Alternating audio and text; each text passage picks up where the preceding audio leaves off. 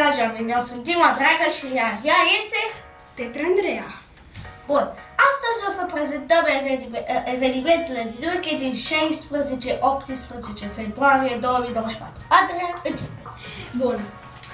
Vineri 16 februarie, de la 9 la 12, avem de dragobete la Muzeul Satului Vrâncean. Tradiții de dragobete, ateliere de creație pentru copii.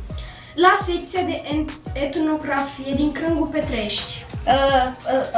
O să facem o scurtă pauză clip. Ca să știți, de Valentine's Day a fost, cum ar fi acum în România, Sfântul Valentin. Tatăl meu e Sfântul Valentin, așa că hai scrieți acolo în comentarii la mulți ani pentru el. Chiar și dacă a trecut, la mulți ani. Și în al doilea rând, acesta nu este ruj. Bun. La ora 15 avem CSM Focșani 2007 versus CSM Ceahlău Piatra Neamț, meci fotbal, meci amical la stadionul Milcovul din Focșani. La ora 15 avem Puișorii, aventură la Polul Sud 2D, film de animație în premieră, la Happy Cinema Focșani. Cred că o să mă duc să-l văd, pare interesant. La ora 22 avem Havana Party la Havana Focșani. Acum și Havana Party peste tot. Exact. Nu doar că avem Havana fiecare zi, dar acum avem și Havana Party la Havana. Havana Focșani. Deci, continuăm. Așa, de la ora 13 avem tot Puișorii, aventura la Polul Sud 2D, film de animație în premieră la Happy Cinema, sâmbătă 17 februarie. La ora 12:30 avem VUG, de luni până duminică, concert, Ateneul Popular Major Gheorghe Pastia. La ora 22 avem It's Party Time la Havana Focșani. It's Party Time! La duminică, pe 18 februarie, la 12:30 avem din nou Puișori. Și atât au fost evenimentele. Dacă v-au plăcut evenimentele, vreau să dați like și n-am văzut că n-ați trimis niciun eveniment.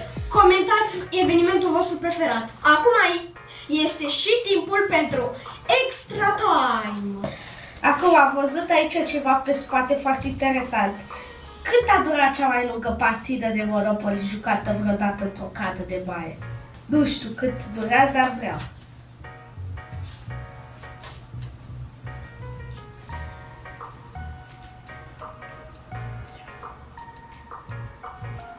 Mai spune tu ceva.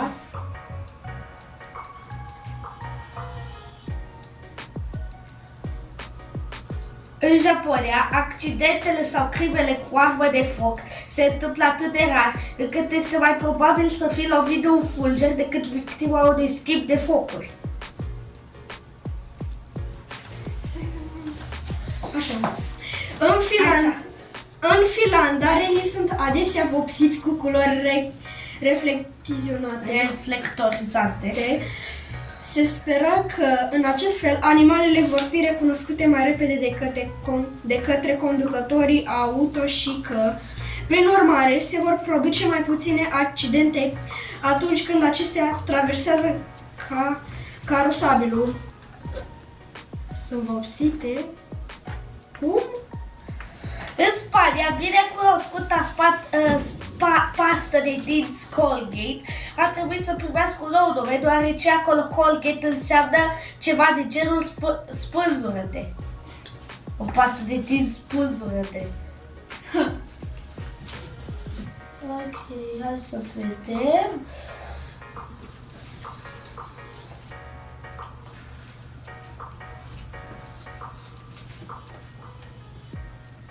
Unii oameni din Rusia sunt de părere că înghețata îi ține de cald. Poate că aceștia presupun că provine dintr-o zonă care iarna este atât de frică cât până și o înghețată pare caldă. Hai să mai vedem. În 1945, un submarin s-a scufundat deoarece capitanul a apăsat sub papa greșită după ce s-a dus la toaletă. Interesant, nu? Desigur. Da, nu avem nimica. Nu s-a mai întâmplat nimic în jocul meu. Așa că vă urăm o zi bună și sper să mergeți la evenimentele astea. La revedere!